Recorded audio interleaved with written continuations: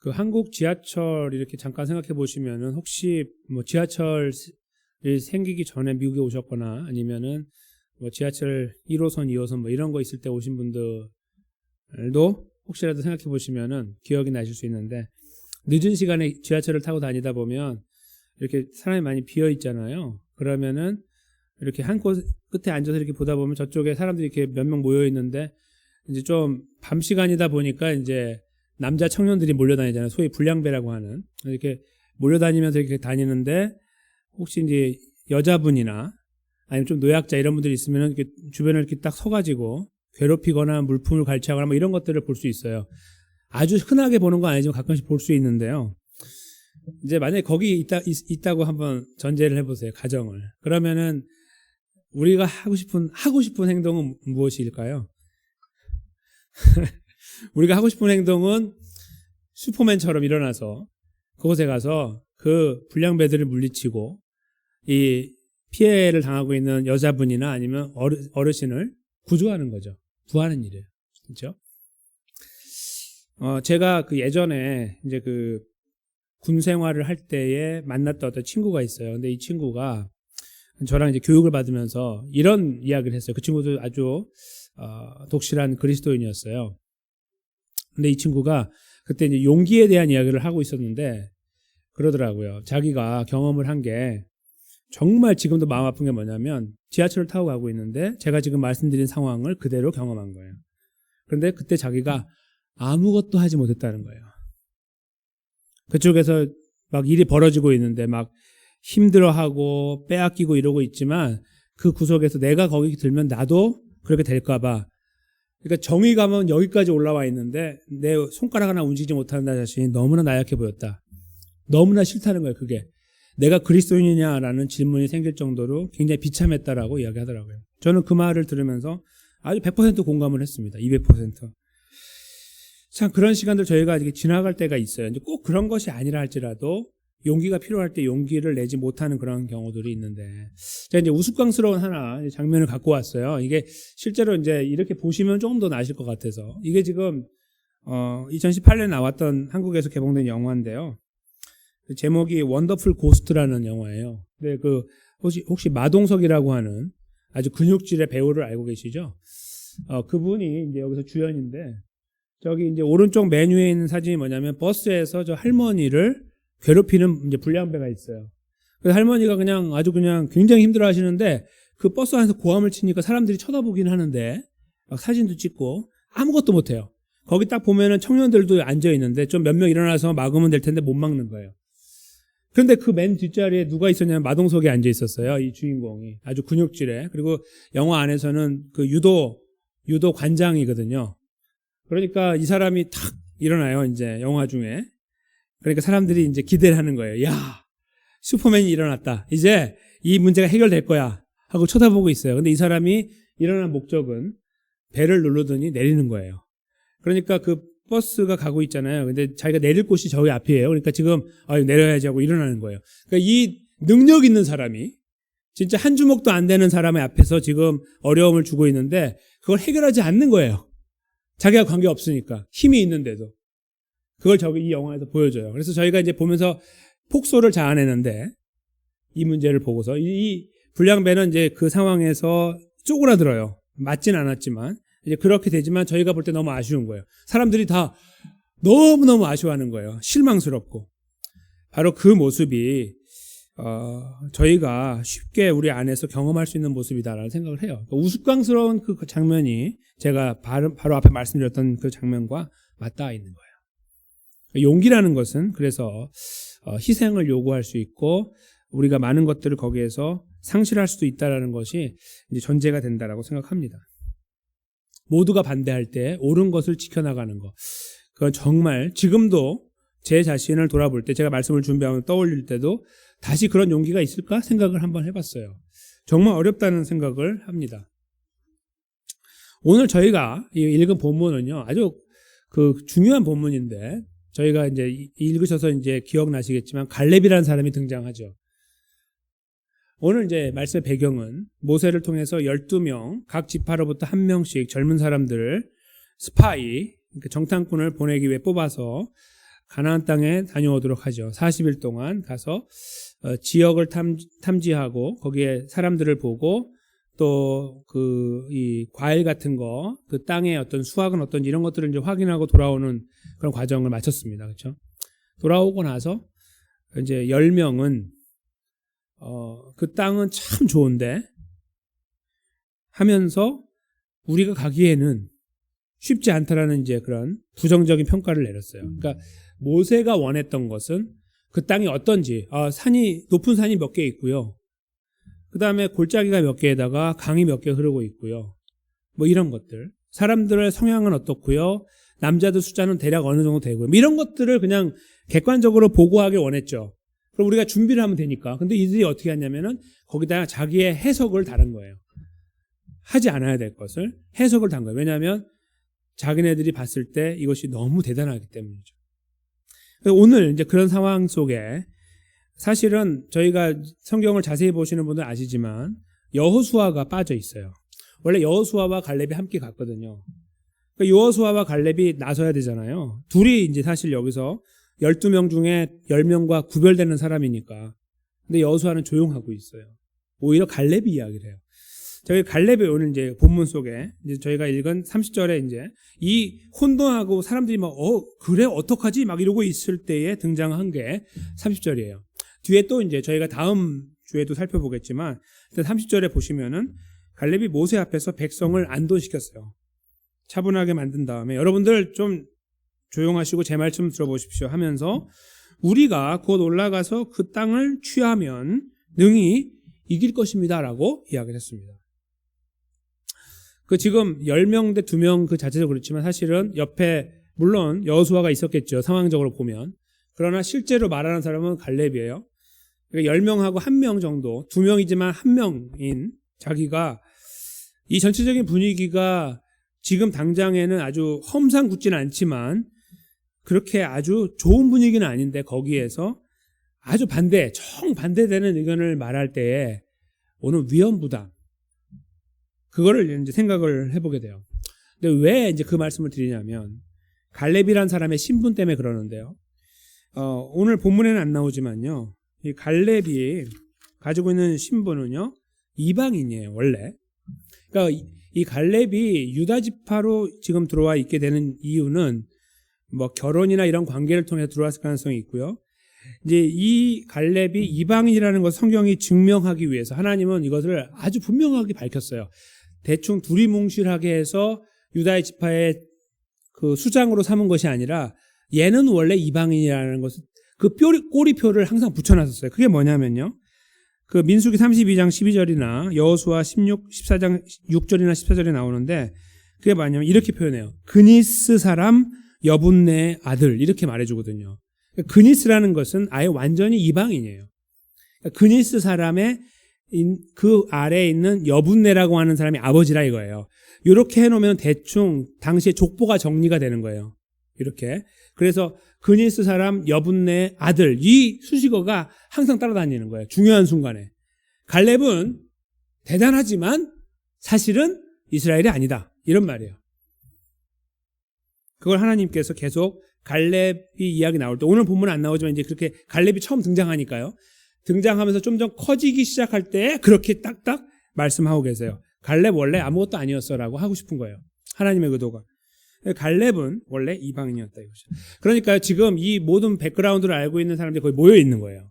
10명이 다 알아요. 얘는 누군지 알아요. 얘는 원래는 우리 식구가 아닌데 얘가 들어왔다 이거예요. 그러니까 그런 분위기 속에서 사실은 갈렙이 이야기할 수 있는 환경이 아닌 거예요. 넌 뭐야? 이렇게 말할 수 있는 거죠. 그 앞에서 그러니까 여러 가지 부족한 게 많은 거예요. 자기가 어떤 그 용기가 있는 건 용기가 있겠지만 신분적으로 환경적으로 사람들 앞에서 여러분들 내 말 좀 들어보시오라고 말할 수 있는 자격이 없어 보이거나 그렇게 하면 이 사람은 마치 정신 나간 사람처럼 보이는 상황. 차라리 여호수아 같은 사람, 그 에브라임 지파에 속했던 여호수아는 모세 후계자가 될 사람이고 이런 사람들이 차라리 이야기를 하면 더 효과적일 수 있는데 오히려 갈렙이 거기에 등장해서 이 강한 메시지를 전달하고 있다는 것은 저희가 분명하게 그 의미를 찾아볼 필요가 있다는 겁니다. 못할 사람, 하면 안 되는 사람이 여기서 입을 열어서 하나님이 하시면 하신다. 하나님께서 우리와 함께 하시면 할 수 있다는, 이 뒤에 나오지만 오늘은 우리가 할 수 있습니다라는 이야기만 하죠. 이렇게 처음 하는 거예요. 그러니까 사람들이 전혀 몰랐던 어떤 갈렙이 등장한 거예요. 갈렙은 누구요? 이렇게 사람들이 물어보게 만드는 거죠. 그 상황 속에 갈렙은 원래 우리 식구는 아닌데 그때 이렇게 들어왔잖아. 이렇게 해가지고 그 사람이야. 아, 그 사람. 에이, 난 또 누구라고. 이런 사람이 바로 갈렙이에요. 그 위대한 갈렙이 아직 등장하는 게 아니고 그냥 막 등장한 거예요. 갈렙이 누구야? 이렇게 되는 상황. 그때에 갈렙이 한 말은 우리가 거기에 가서 그 땅을 정복할 수 있다고 한 거예요. 그거에 대한 반대 의견을 한번 볼까요? 이들이 왜 갈렙의 반대편에 서 있는지. 그들은 정신 나갔을까요? 아니면 정신이 온전할까요? 31절에 그와 함께 올라갔던 사람들, 이제 정확하게 10명인데요. 12명 중에 10명은 우리는 능히 올라가서 그 백성을 치지 못하리라. 그들은 우리보다 강하다. 그리고 말해요. 32절에 이스라엘 자손 앞에서 그 땀지한 땅을 악평하죠. 하나님 요구하지도 않고 모세도 기대하지 않았던 거예요. 이거 하면 안 되는 거예요. 지금 하고 있는 거예요. 누가 평가해달라고 그랬어요? 그렇죠? 왜 자기가 평가를 해요? 악평을 하여 가로되 우리가 두루 다니며 탐지한 땅은 그 땅, 그 거민을 삼키는 땅이요. 막 땅이 사람을 이렇게 삼킨다는 거예요. 죽음의 땅 같은 거죠. 거기서 본 모든 백성은 신장이 장대한 자들이다. 실제로 당시에 키가 큰 사람들이 있었습니다. 혹시 그 골리앗 아시죠? 다윗과 골리앗의 그 골리앗이 원래 그 혈통 자체가요, 장대한 사람이었어요. 요즘에 이 자로 측정하면은 2m 96, 95쯤 돼요. 그러니까 3m 가까이 되는 사람이. 진짜 키가 그래요. 그러니까 보통 사람의 2배죠.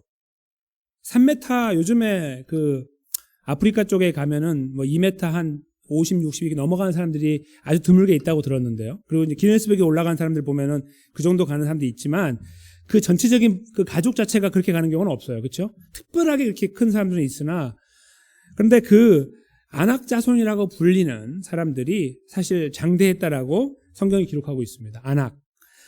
근데 여기에서 이 사람들이요, 딱 가서 보니까 정말 키가 크잖아요. 어우, 키가 크네라고 했어요. 키가 큰 사람들이 있어요. 이렇게 말하면 되는데, 그들이 누군지는 잘 모르는데 일단 아낙 자손이라고 부르는 거는 이제 지역 때문에 불렀겠지만, 여기 그걸 이렇게 말해요. 33절에 보세요. 거기서 또 네피림 후손 아낙 자손 대장부들을 봤다. 이게 이상한 거예요. 이게 뭐냐면요, 네피림이라는 것은 창세기 6장 4절에 딱 한 번 등장해요. 성경에 딱 2번 나오는데 여기하고 거기밖에 없어요. 근데 창세기 6장은 뭐냐면 노아 홍수 전이에요. 그러니까 노아 홍수 때 다 죽었기 때문에 더 이상 네피림이 없는 거예요. 엄밀히 말하면 없어요. 왜냐하면 노아 가족만 살았으니까. 그런데 그들이 이걸 연결하는 거예요. 자기네들 마음대로. 후손도 아닌데 키가 크다는 이유 때문에 네피림 거인들 같은 사람들의 후손들이다. 어디에서 전혀 들어보지 못한 말도 안 되는 논리를 가지고 그들이 이야기를 만드는 거예요. 이 분위기가 느껴지시죠? 그러니까 안 된다라는 말을 아주 못을 받고 싶은 거예요. 그러니까 사람들로 하여금 뭐가 도대체 안 되는데요? 이럴 때 거기 가면 이만한 사람들이 있는데 그 사람들이 네피림 후손이야 이렇게 말하는 거예요. 근거도 없는, 다 죽은 사람들이 어디에서 나와요? 그렇죠? 나올 수가 없어요. 근데 왜 그 말을 해요? 왜요? 사람들로 하여금 다시는 이야기 꺼내지 못하게 하는 거예요. 가나안 땅 가는 거. 악하기도 정말 악한 거죠. 그렇죠? 하나님하고 관계가 전혀 없는 거고, 모세하고도 그렇고 해서는 안 되는 일을 너무 많이 간 거예요. 가지 말아야 될 까지 확 가버린 거죠. 아예 불가능하다 이거예요. 왜요? 하나님도 말씀하지 않은, 이미 다 끝나버린 소위 거인이라고 여겨졌던 네피림이라고 하는 그 후손의 아낙이라고 하는 거를 연결해 놓더니 자기 멋대로 이야기를 하는 거예요. 네피림이 등장했다 이거예요. 어디서 등장을 해요? 다 죽었는데. 근데 그렇게 말을 해서 사람들로 하여금 벌벌 떨게 만드는 거예요. 네피림 이만한 사람들? 거기 못 가겠네 이렇게 되는 거예요. 그렇게 아예 못을 딱 박는 그런 모습이 33절에 등장하는 거예요. 그러니까 분위기가 느껴지시죠? 전체적인 분위기가요, 사람들로 하여금 무엇이 더 이성적인 판단이 되냐면 10명이 말하는 거예요. 아니 그 거인들이 있다면서 어떻게 들어가? 안 돼. 이렇게 말하게 딱 하는 거예요. 그런데 거기에 반대편에 서 있는 갈렙은 출신 성분도 별로에다가 갑자기 등장해가지고 말을 하기를 우리가 갈 수 있습니다라고 두리뭉실하게 말하잖아요. 두리뭉실하게. 누구 말을 듣겠습니까, 사람들이? 그 분위기. 저희가 다음 장을 넘어가면 분위기가 어떻게 가는지 알게 돼요. 그렇죠? 그 분위기 속에 이 갈렙은 목숨을 걸고 이것은 저기 불량배들 앞에서 뛰어드는 것보다 더 큰 거예요. 정말 외로운 투쟁 같은 거죠. 혼자 뛰어들어서 이야기하는 거예요. 죽을 줄 모르지만, 돌 맞을 줄 모르지만 나가서 우리 갈 수 있습니다.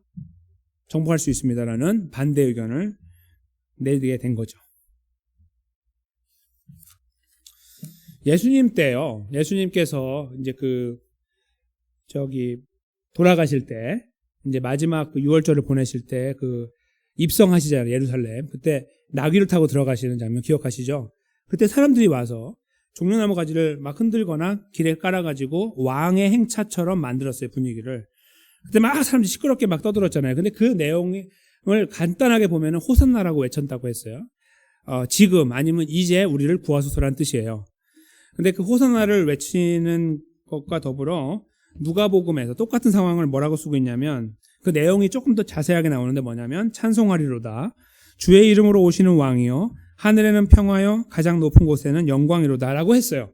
그러니까 호산나를 막 외치고 있지만 이제 그 내용을 가서 들어보다 보면은 그 안에서 사람들은 또 이런 말들을 했다는 거죠. 하나님 누가를 통해서 기록하게 하셨어요. 이 이야기를 듣던 사람들이 옆에서 바리새인들이 뭐라고 했냐면 예수님한테 이게 이제 누가복음 19장 38절이거든요. 39절에 예수님한테 그래요. 좀 조용히 시키세요. 시끄러워. 이렇게 하거든요. 시끄럽다고. 조용히 시키라고. 이렇게 해요.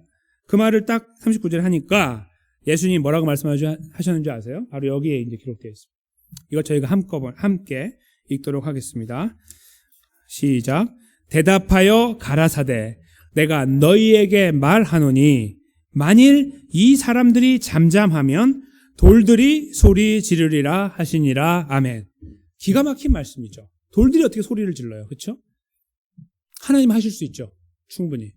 즉 지금 여기에서 이성적인 우리와 동일한 인격을 가진 존재들이 막 고함치는 것을 너희가 정말 막기 원한다면 하나님은 어떻게까지 할 수 있냐면 이 사람들은 다 막는다고 해도 돌들이 일어나서 소리를 칠 거다 라고 말씀하는 거예요.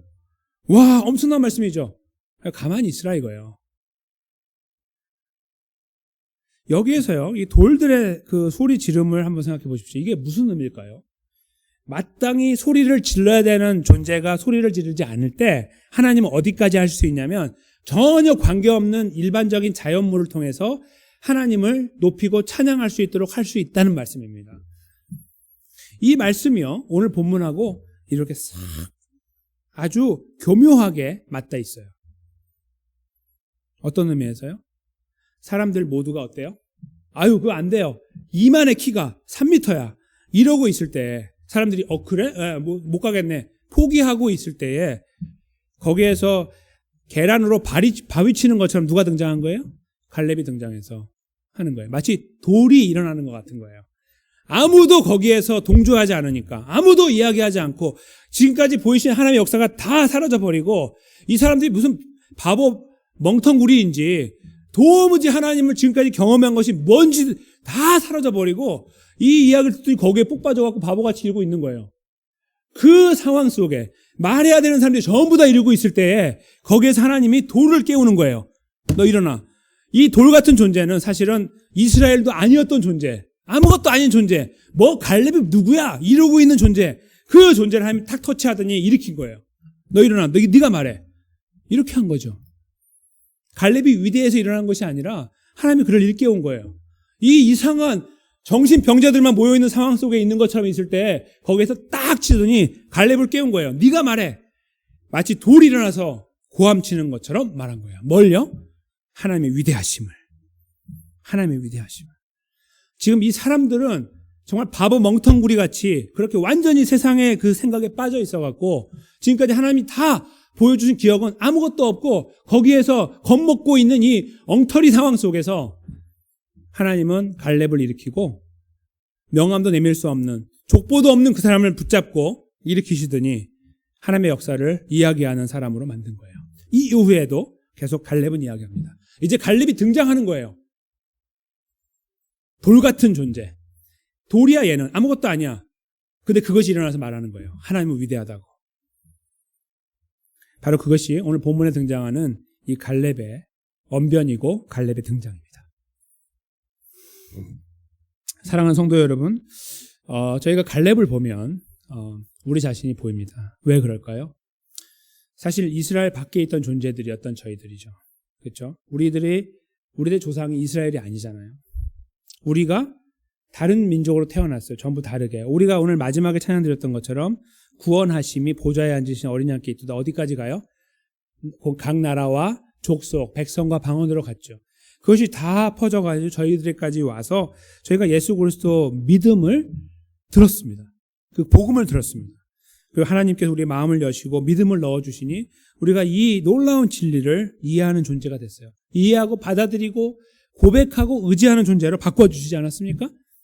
이 과정을 보면 우리가 영적인 이스라엘에 들어올 때에 하나님의 은혜로 들어왔다는 것을 알게 돼요. 그렇죠? 우리는 그 자리에 들어갈 존재가 아닌데. 이 갈렙이 바로 그걸 보여줘요. 너는 이스라엘이 아니야. 하나님은 그걸 계속 강조하시는 거예요. 은혜가 너를 붙잡아서 여기 세웠다는 것을 보여주고 싶으신 거예요. 동일한 신분을 갖고 있는 저희가 오늘 이 갈렙을 들여다보면서 느낌을 느껴야 되고 고백해야 되는 것은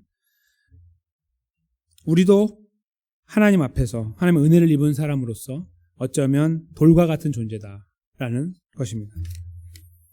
자격을 갖추고 뭔가 그럴싸한 어떤 위치에 섰을 때에 거기에서 이야기하는 존재가 아니라 사실 우리 모두는 하나님의 은혜로 정말 돌과 같은 존재들이었는데 뽑힌 바 되어져서 하나님의 은혜를 말하고 노래하고 인정하는 존재로 바꾸어 주셨다.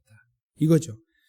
오늘 예수님께서 저희가 읽은 그 말씀처럼 만약에 그들이 입을 다물었다면 정말 사방에 돌들이 일어나가지고 저 산 위의 돌들부터 해서 모든 돌들이 다 일어나 소리쳐가지고 스피커로 막 떠드는 것처럼 크게 소리가 났겠죠. 정말 그렇게 하셨다면.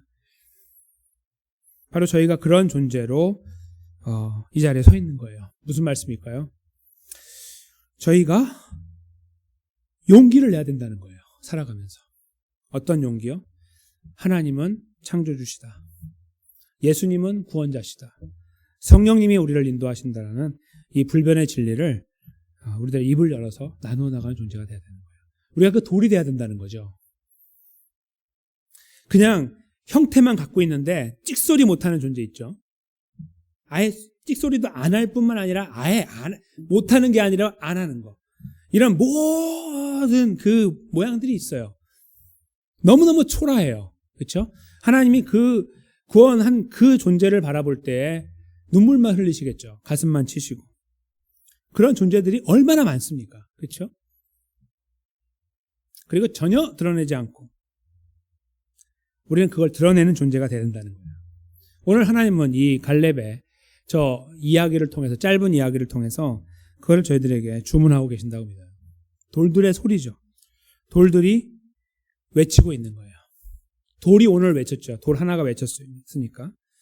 제가 돌들이라고 부른 것은 바로 그 돌이 저희들이기 때문입니다. 복수예요. 저희 그리스도인들이 바로 돌들과 같은 존재라는 거예요. 누구를 막론하고 하나님의 은혜로 택함 받아 예수님의 십자가 부활로 그 자리에 있으니까 하나님의 은혜를 경험하고 알고 누리고 있으니 그것을 말하고 살아가야 되는 존재라는 거예요. 그걸 저는 돌들로 표현한 거예요. 그러므로 저희가 입을 열어서 항상 그것을 나누어 나가는 것이 맞는데 많은 경우에 저희가 착각하는 것이 있습니다. 그것은 복음을 전하는 것, 사람들에게 예수님 믿으세요라고 말하는 것만이 오늘 본문에서 말하고 있는 돌들의 외침이라고 오해하는 것입니다. 사실 더 많은 시간 속에 저희는 이거 외치기보다는 살아가고 있습니다. 어디서요? 가정에서.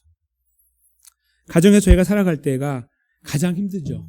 사실은 우리 자신을 너무나 잘 알아요. 발가벗겨지는 곳이 가정이잖아요.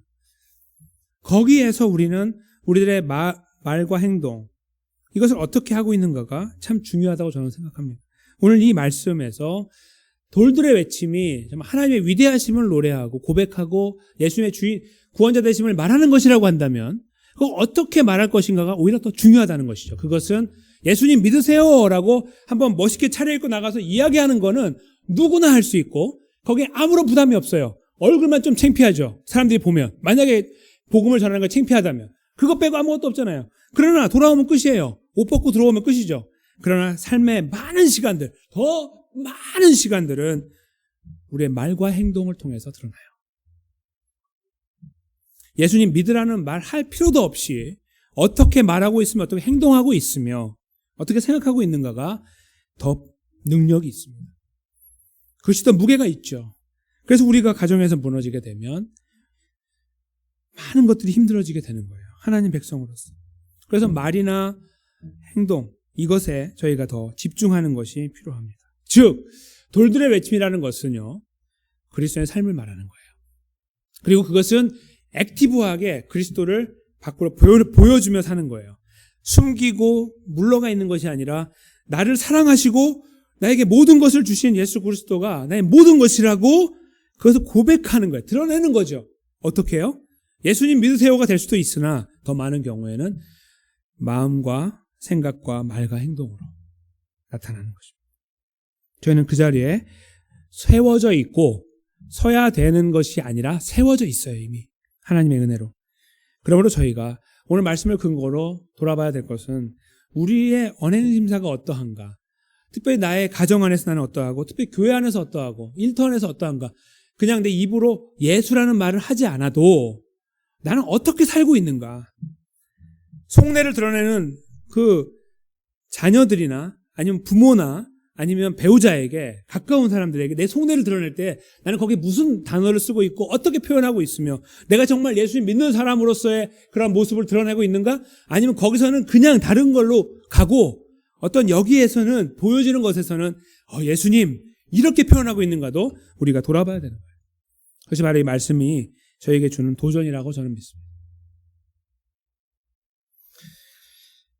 저희를 무겁게 하고 힘들게 하는 불가능성으로 보이는 것들이 참 많이 있죠. 이건 안 될 거라고 말하는 거. 아까 안악자손이라고 하는 거기에 네피림을 존재하지도 않는 네피림 연결해가지고 이야기하는 것처럼 우리 주변에는 불가능을 노래하는 사람들이 너무나 많아요. 안 된다고 하는 거예요. 하나님이 뭘 해도 안 되고 그리스도인이 뭘 해도 안 되고 우리들의 앞길은 깜깜하고 보여지지 않고 두렵고 이런 것들로 말하게 되는 경우가 있어요. 그리스도인들 안에서도 가정 안에서도 무엇을 우리가 할 수 있냐라고 말하면서 그렇게 우리가 자꾸 주눅이 들고 뒤로 물러가려고 하는 모양으로 치달할 때가 있다는 것입니다. 그때 저희가 이 말씀을 기억했으면 좋겠습니다. 그 힘든 것들이 있고 다 막혀 있는 것처럼 보이고 안 되는 것처럼 보이고 자꾸 실패하는 것처럼 자꾸 실망스럽고 하는 것들로 있어서 못하겠다, 나가 떨어지겠다라고 생각하는 것들 앞에 있을 때에 우리를 그 자리에 세워주신 예수 그리스도를 바라봐야 되지 않겠습니까? 우리가 잘나기 때문에 이 모양을 걷는 것이 아니다. 갈렙이 잘났으니까 이렇게 한 것이 아니다. 그의 가문이 뛰어나기 때문에 여자리에 있던 것이 아니다. 그러니까 사람들이 그에게 귀를 기울이는 것이 아니다. 그는 아무것도 아니었다. 하나님이 그를 붙잡았다. 이 사실을 저희가 이 마지막에 기억했으면 좋겠습니다. 우리는 아닙니다. 우리는 아닙니다. 우리는 못합니다. 그러나 우리를 여기까지 붙잡고 인도하신 우리 아버지 하나님, 지금도 우리 안에 성령으로 함께하신 예수 그리스도, 그분이 영원히 우리와 함께하며 우리 삶을 책임져 나가지 않으십니까? 우리가 잘 고백하고 가건 때로는 인정하지 않고 가건 관계없이 우리를 불쌍히 여기시고 넘어져 있을 그때 다시 일으키시며 우리가 이렇게 살아서는 안 된다라고 격려하시며 일어나라고 말씀하시고 다시 어깨를 쳐주시는 분, 우리의 구원자 예수 그리스도 아니십니까? 우리가 그분을 바라볼 수 있을 때, 그분만 뚜렷이 바라볼 수 있을 때 비로소 우리 안에 주님이 주시는 위로와 격려와 소망, 다시 일어나려고 하는 열정과 열망, 그리고 그 에너지가 공급된다고 믿습니다. 저희가 그 놀라운 하나님의 은혜를 힘입어 다시 한번 우리의 환경과 상황들 앞에서 무너져 내리지 말고 주님 바라보면서 하나님의 백성의 걸음, 그냥 묵묵하게 힘없어 보이나 정말 묵묵하게 변하지 않고 그냥 그 자리를 잘 지켜나가는 하나님의 백성의 걸음, 이런 아름다운 걸음들을 이제 12월이 시작되는 이 시간에 저희가 다시 한번 주님께 의탁하면서 걸어가시지 않으시겠습니까? 저와 사랑하는 성도님들 모두가 그런 자리에 주님의 은혜 가운데 다시 한번 힘있게 세워지게 되시기를 주님의 이름으로 간절히 축원합니다.